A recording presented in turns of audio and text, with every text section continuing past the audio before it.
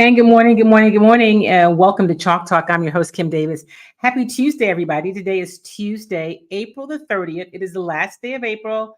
Cannot believe April is almost over, but it is. So, as always, welcome to Chalk Talk. Before we get into today's show, I want to make sure I let you know about one of the companies that helps us do this each and every week. They've been a long-time supporter of Chalk Talk, and that is our good friends over at I Love Jinka. Now, you know that they are, the products are available at HEB, and they're also now available at if you're in Houston, at All Natural in Palm Center. So if you want to go in and get your Jinka in the capsules or in the paste, you can do that at All Natural. And if you go to HEB, of course, this is where you can find I Love Jinka. Here at HEB, in the Healthy Living Department of Probiotics, you can find Jinka 7 days a week. Yeah. Look at a lot of Jinka sale. Look at that. Jinka. And we have a new local home for Kimmy Treats.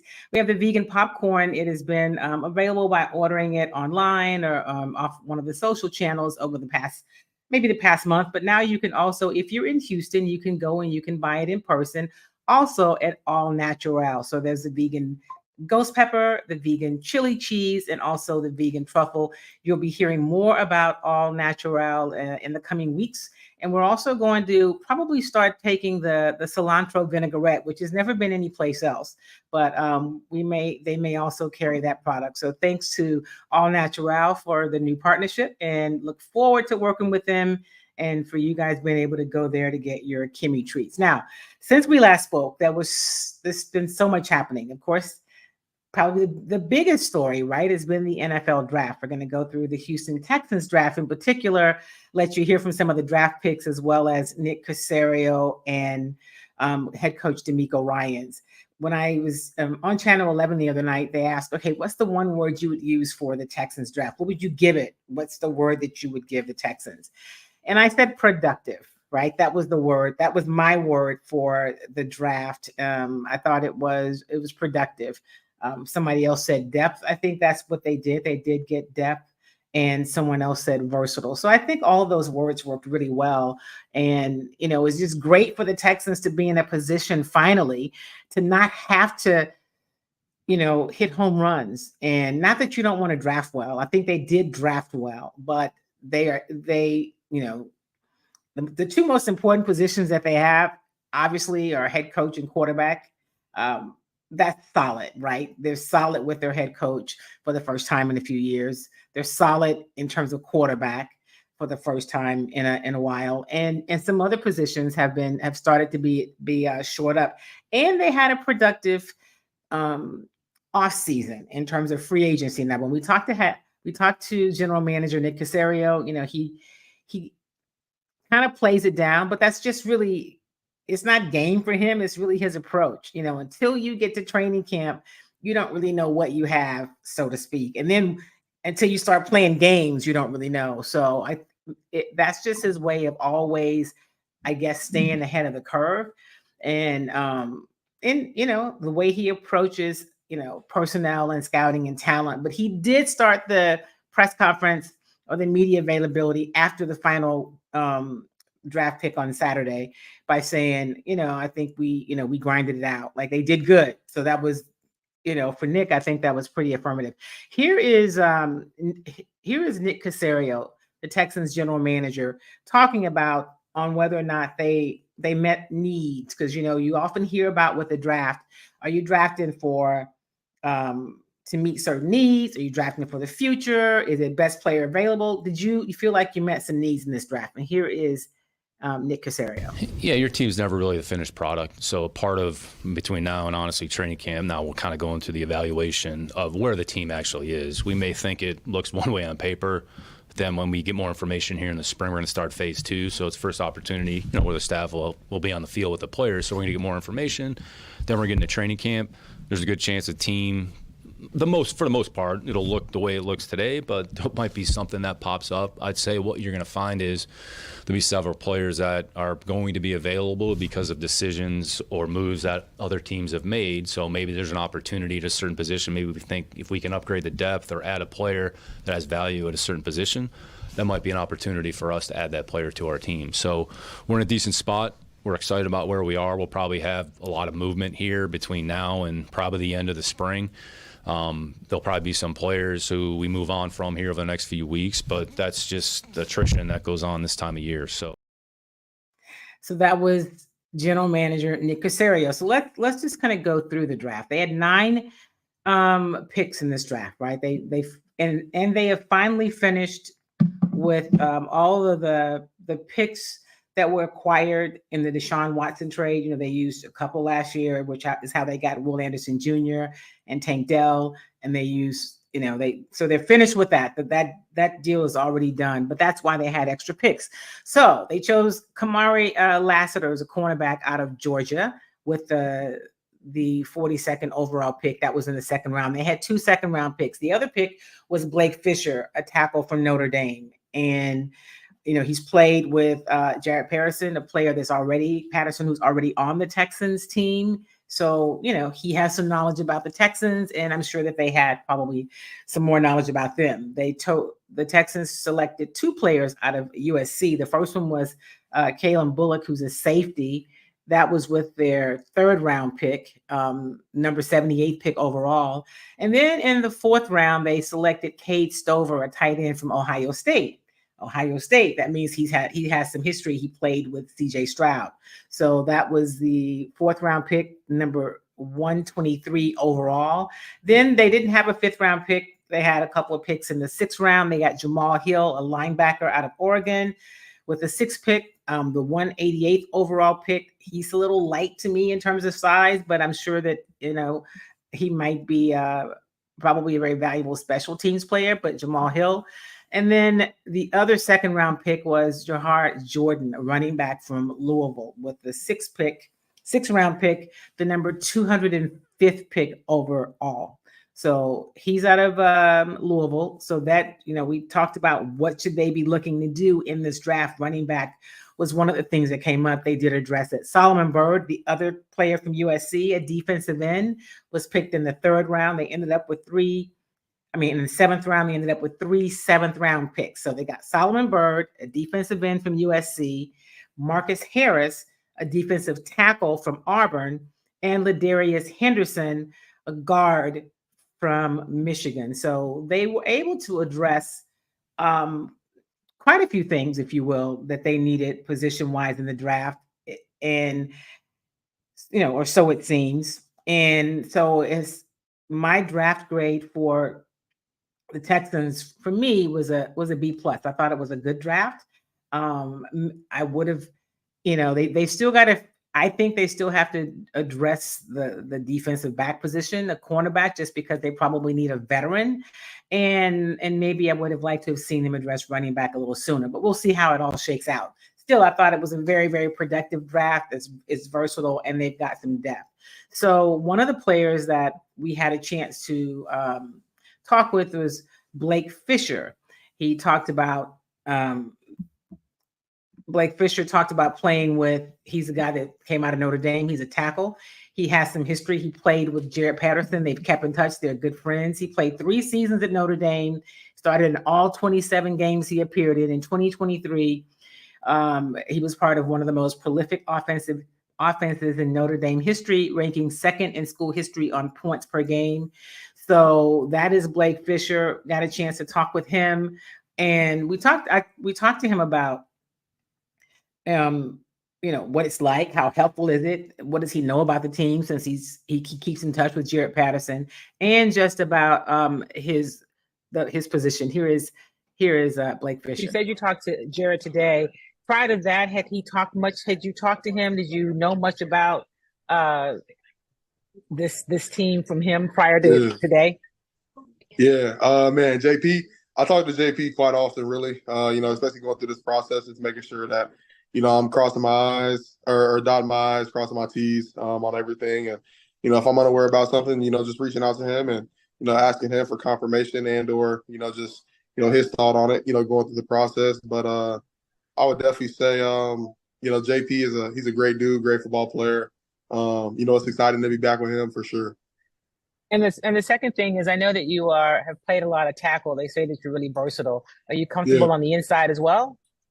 Yeah, I never play inside, but I'm not opposed to being on the inside. I feel like I'm a versatile player. I feel like there's a lot that I can do in my game. Left, right tackle. But really, I just want to come in and contribute. Wherever that is. Left tackle, right guard, left guard. Never played center before. So if that's what they want, I got it. But my dog JP's at center, so I think he can hold it down. In there in the middle. But nah, man, I'm excited.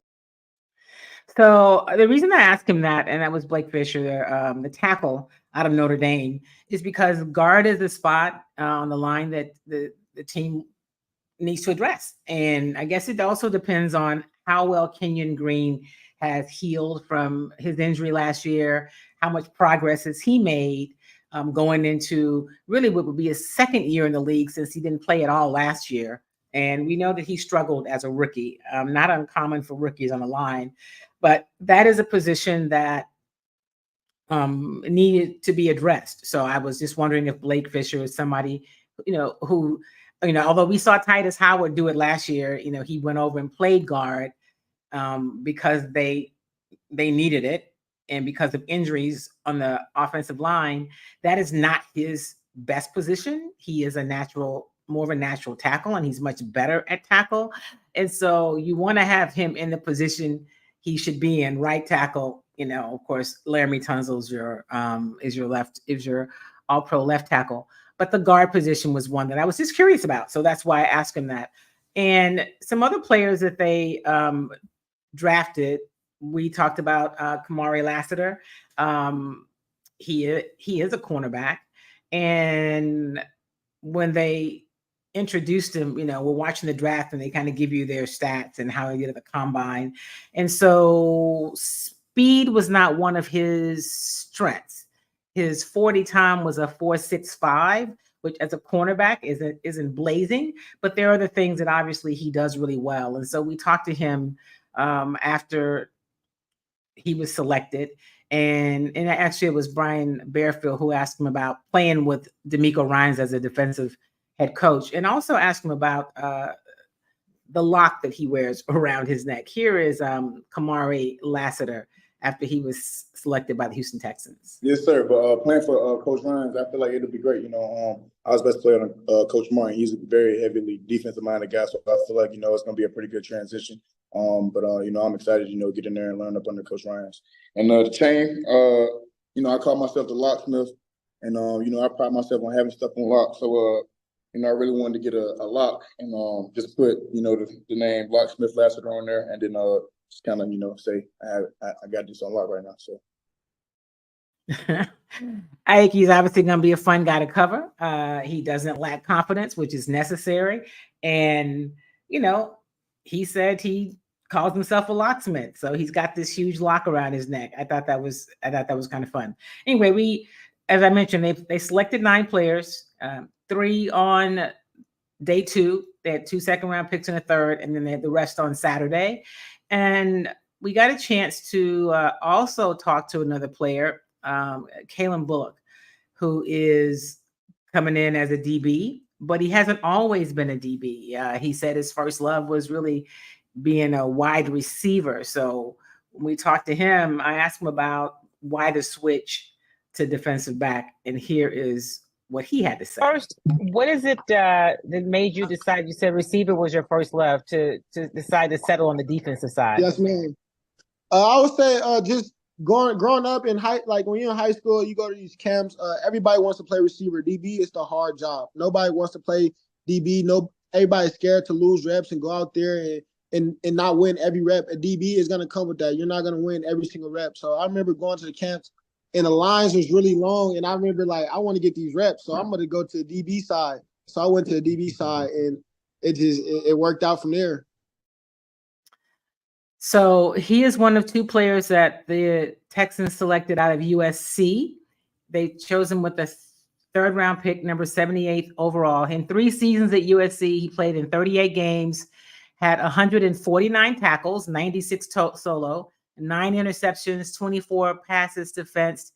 And in 2023, he was named to the first team All Pac-12 conference, starting in 12 games, recording 61 tackles, 42 solo. So that was Kalen Bullock. And when we visited with DeMeco and Nick after the draft was over, talked to DeMeco about really, them choosing 2 players from USC, both defensive players, and then also his thoughts. He also talks about Lassiter. So here's Coach Ryans talking about the players from USC and Kamari Lassiter. Definitely, with starting with Bullock, right? You see just his ball skills, his range, back there in the deep half of the field. It's just stood out. He's an exceptional playmaker, attack the ball. It's what we are about on defense, attacking the ball, and that's what Bullock does. That's what we're looking for him to do for us. And then when it came to Bird, just looking at guys who has the traits there to play our style up front. He plays hard, relentless. He's a tough player, and then he has the skill to get after the quarterback. So we're excited about adding a guy at that point in the draft, adding a guy who had the skill set that we like, length, and he can rush the quarterback. DeMeco, we got to speak to you, Nick, about this yesterday, but when it comes to Kamari Lassiter, the cornerback from Georgia, what were some things that you noticed about his film that really stood out, and what were some things that you think he can provide for this defense immediately? Yeah, Kamari provides toughness. He provides, you talk about energy and the way he plays the game, like he loves football, and it shows on the tape. It jumps off the tape. He's a versatile player. He can play inside. He can play outside. But you talk about a guy who's a leader, a guy who works hard. He's everything that our team is about. We talk about everything being relentless and attacking the day with the relentless mindset every single day. That's what Kamari brings. So that was head coach DeMeco Ryans telling a little bit about. Listen, somebody asked him, did anybody stand out to you? And he said, I like all the players that we drafted. They feel good about this draft class. And one of the things he did say is that he is ready to get to work. He is ready to take off his scouting hat, put back on his coaching hat, and get on the field. He wants to get outside, be on the grass. And so obviously it's important for the head coach and the general manager to all be involved. And then, their staffs, the scouting department, the scouting staff, all the assistant coaches, to all be involved in getting ready for the draft. But it is, like you said, we're inside, you're looking at tape, you're going through it all. It's very important. He knows it is, but now he's ready to get back to what he really does, which is, coach. And so next week, the rookies will come in for a mini camp, 2-day mini camp.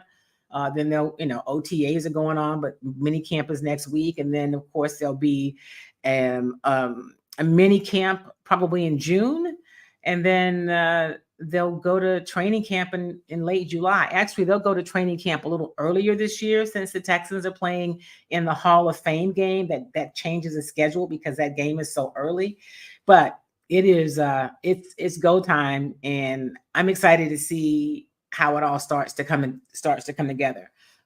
So the other story I want to make sure that we touch on, and I'll be talking more about the draft and the picks and putting things on across the channels that you can see, interviews with some of the other players, some other things from Nick and probably more so DeMeco. And then next week, I'll let you hear from some of the rookies once they get here, right? We got them right after they were drafted. They're on their phone, they're excited, had to try to get away, hop on a Zoom with us, but they'll be in the building next week. And that is, what an exciting time for these young men. Yes, we talk about these players that get selected high, in the first round, but having your name called for something that you've worked your entire life for, I'm telling you, whether it was the first pick of the second round, that the Texans that we talked to, or, the pick in the seventh round, late in the seventh round, they're excited because this is a chance for them to continue chasing the dream they've been working toward. Many of them since they were little kids in Pop Warner football, and they put in a lot of time and work and effort over the years. And all you really want is a shot, right? Just like any of us in our careers or in our dreams or goals, you just want a chance. I just want a chance to show I can do this and earn a spot. I want to earn a spot, but if I don't get an opportunity to show that I can make it, that I can contribute, that I'm somebody that provides value, then I never get a shot. And so that's what all these young men were going through, right? That excitement. And you can't help but be, happy for them, whether it's a guy that, it's easy for us to sit back and say, well, he didn't do this well, or his 40 time was slow, or whatever those things are. But all they know is, you know what? My name was called, my number was called, and I get to come to town. Same thing for undrafted free agents. And we can always say, yeah, it's tough for undrafted free agents to make a team like the Texans. They had 9 draft picks, right? They picked up guys in free agency and they already have players, but that's what it's all about. Like, you've got to do more than just what we see on paper. And that's what starts to happen now. And like Nick said earlier, there'll be some guys that, whether it's draft picks and, they get a little more time, right? Because you gave up a resource, right, for them. But free agents, they'll come and they'll go. There'll be some that, okay, they may be able to do something with this team, and they may make it longer. All of them really just want to get a chance to get to training camp, because that's when you really get a chance to show what you can do, how you can be effective or productive and an asset to an organization. So that's always exciting. I would be remiss if I didn't update you on what I know of about Tank Dell. Not a lot of information. The Texans came out and told us early on Sunday that, when they knew that Tank Dell had been involved in a shooting incident in Florida, he wasn't doing any shooting. He was at a party in a private venue, and two other people that, had guns and started shooting. And so he was one of, I want to say, I think the number is 10 people who were shot. And they said it was a minor injury. He was released the next morning, the next day from the hospital. And my understanding is he's back in Houston. And the sheriff did show, a video, and basically there was a security guy there who kept the situation from being a lot worse. One of the guys that they did get, who was one of the shooters, they've arrested, 16 years old.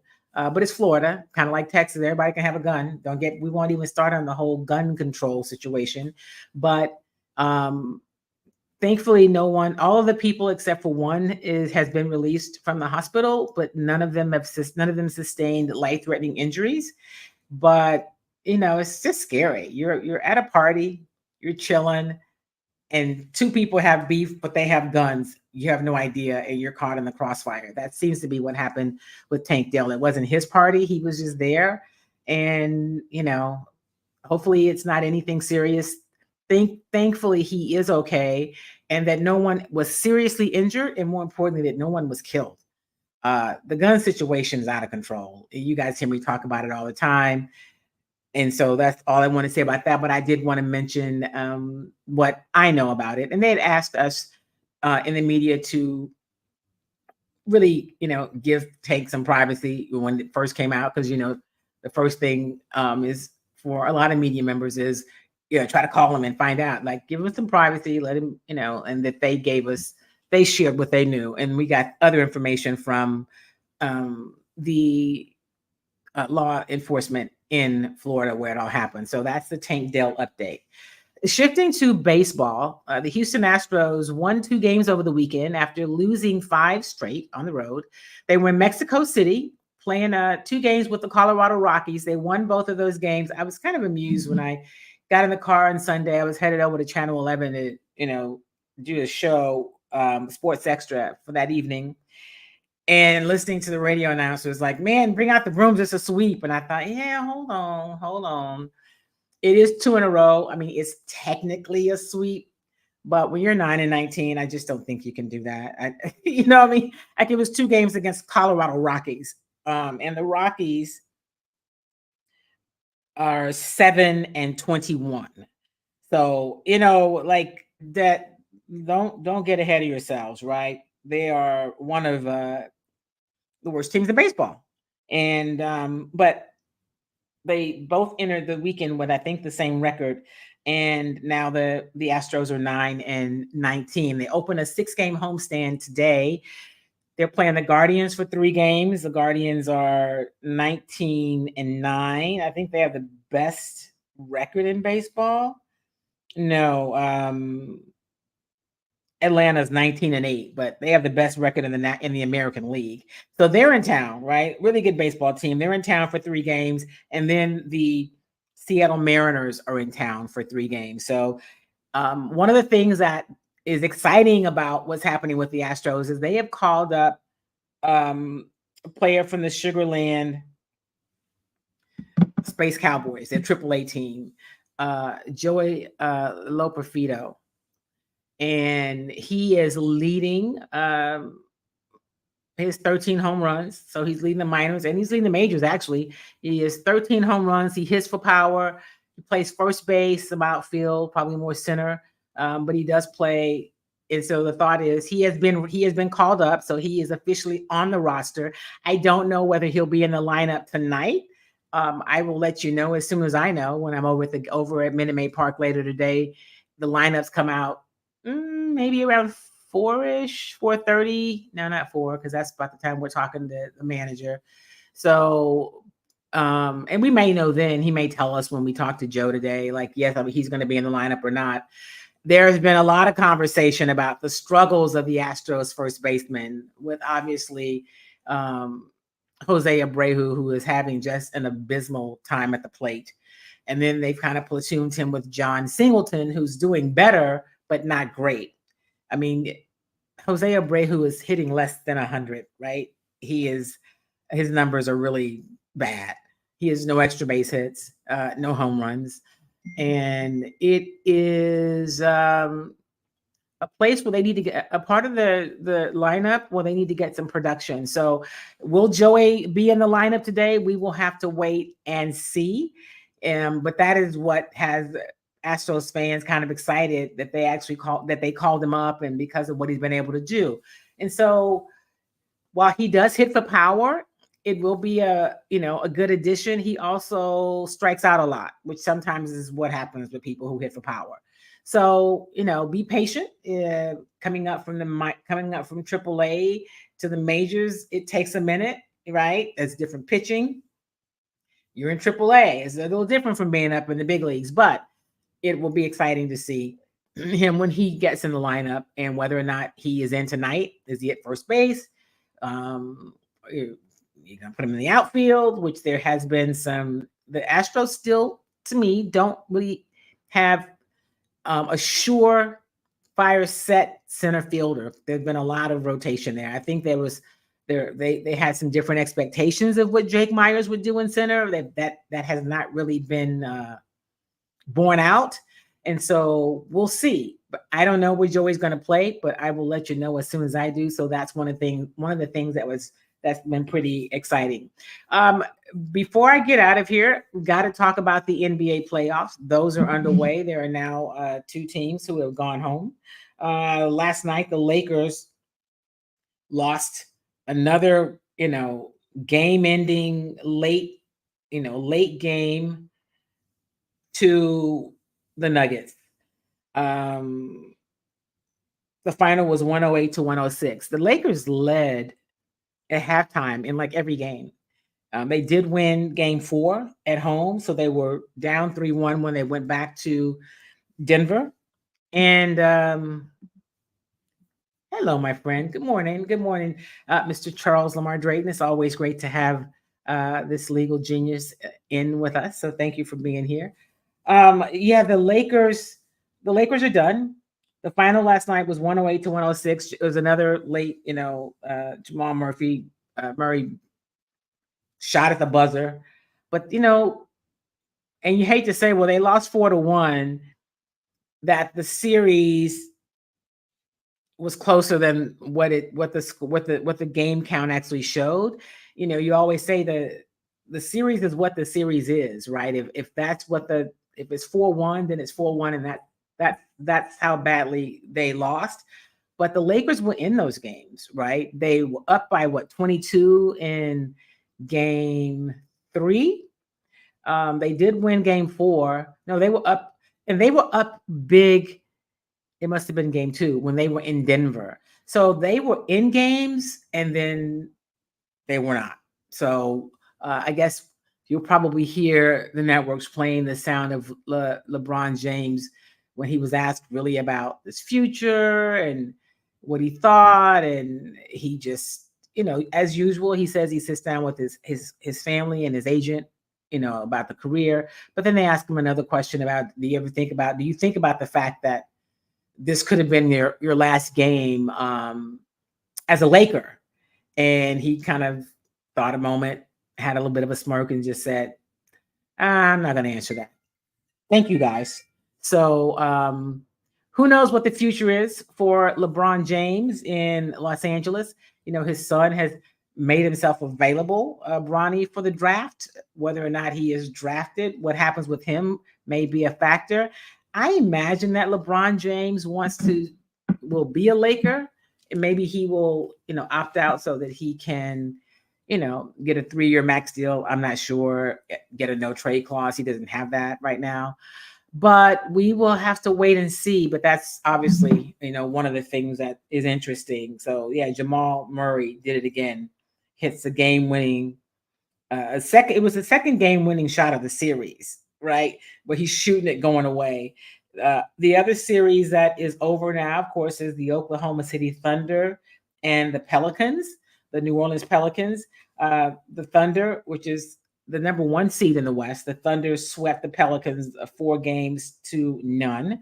And then in the East, the Celtics beat the Heat, and they lead that series 3-1. So what are the games up that are on tonight? It's the Knicks and the 76ers tonight. That game is back in Madison Square Garden. The Knicks lead that series 3-1. They could end it all tonight. The Magic and the Cavaliers are tied at 2 games apiece. The series has shifted back to Cleveland. And then the Pacers and the Milwaukee Bucks. The Pacers lead that series 3-1. Of course, Giannis has been out. And he is doubtful for tonight. Dame Lillard was injured also. So they have been, to say they're shorthanded is an understatement. Not a lot that you really can't expect that the Milwaukee Bucks advance far without Giannis and Dame both. It's tough to think they get there with one of them injured, but that's where they are. And then in the next round, Minnesota, I guess this Minnesota will play. Wait, let me think. Let me go back to the Timberwolves swept the Suns. So it's Minnesota has advanced. Is it Minnesota and Denver that'll play? So we'll see. I think that series, let me see what starts this weekend. Yeah, so it's Minnesota, which is the 3 seed. The Nuggets are the 2 seed. That series starts over the weekend. They play this weekend, and the other series are still kind of ongoing, waiting to see who does what. The Clippers and the Mavericks, that series is tied at 2 games apiece. That series shifts back to I think, are they still with the Mavericks? The Mavericks are the 4 seed. So they play game 5 is tonight. The game is shifted back to the Clippers. So game 5 is tonight. The series is tied at 2 games apiece. And actually, Dallas is a 2.5 point favorite. That has been an exciting series, and we'll see what happens. So, hey, good morning, Brian Jackson. Welcome. Glad to have you on Chalk Talk. What were your thoughts, my friend, of the draft overall, but in particular the Houston Texans draft? I'd love to know what you think about that. The word I used was productive. I thought it was a productive draft. Somebody else said depth. I thought they did get some depth. And versatile, I think that they still need a veteran defensive back. But, we'll see how these guys that they bring in look, what they can do. They're excited about Kamari Lassiter, who I mentioned earlier. In terms of speed, doesn't have what you typically think of for a cornerback. Maybe he's more of a slot corner, but they talked about his energy and his toughness. And so, listen, it's all fun, right? Like now you get to see the guys play a little bit. We won't see a whole lot from them next week, but we will get to see them, out on the grass, out, in their Texans uniforms. And going through mini camp. So not a whole lot you do in 2 days of camp, but just like DeMeco said one year, making sure they could, find their way around the building, know where they're going. Actually, maybe it wasn't him that said it. Maybe that was Lovey. But you want to get them, introduced to the building, moving around, get to know each other, the staff in person, the whole staff, the training staff, all that goes into putting together a football team. And so, it never really stops, but now it begins, right? Kind of putting the pieces together and the teaching so that they can learn what is expected of them, not just as Houston Texans, but as national members of the National Football League. So it has been a busy time and a busy week. I am excited, as I mentioned earlier, about the Astros calling up Joy from Sugarland. I hope he's in the lineup tonight. I don't know if he will be. I kind of imagine that he would be in the lineup. Like that's some of the most exciting news surrounding this Astros team that is struggling, is 9-19. So struggling is a nice way to put it. And this is the last day of April and the regular season doesn't end until the end of September. So there is still a lot of baseball left. But if you start digging yourself such a hole, it becomes difficult to get out of it. And in terms of what does it look like? So right now, there are 9-19, right? So they're only 6.5 games out of first. Doesn't really sound like a lot, but everybody else is playing to win too. So at some point, they've got to go on some runs, right? They've got to go on some runs to make up some ground, and they've got to start doing that. They've got to cut back some of the errors. Their pitching is, you got some guys back. Fromber looked pretty good. Verlander's back. Blanco's look pretty good. Hopefully, Christian Javier's going to be able to get back in the starting lineup because their pitching's been a challenge. And then when they've been able to have some good starting pitching, their middle relief and the bullpen has not served them well. So yeah, all that's happening. So anyway, we are out of time for today. Thanks as always for being a part of Chalk Talk. I will see you next Tuesday right here at the same time. And between now and then, follow me across all the channels so that you'll get updates on what's happening as it relates to Texans draft picks with the NBA playoffs and the Houston Astros. Remember a few things. If you are in Houston, there is a special election underway. Today is the last day of early voting, so make sure that you get out and you vote. The election day is actually Saturday if you can't get there today, but make sure you vote because every election is important. And I never say who you should vote for, but I do say vote your values. Make sure you know the policies and the people, what they stand for, so that you can vote the way that will best impact your family. And then remember to stay registered. If you're always registered to vote, you don't have to worry about when an election comes, whether or not you're registered. So get registered. If you are registered, make sure that you vote. And remember, do something kind for yourself and something kind for somebody else. Make it a great week, everybody. And be sure to share this video with however you have seen today's show. Thanks for being a part of Chalk Talk. I appreciate y'all. Remember, All Natural is where you can get your Kimmy Treats vegan popcorn. I'll see you next week. Peace.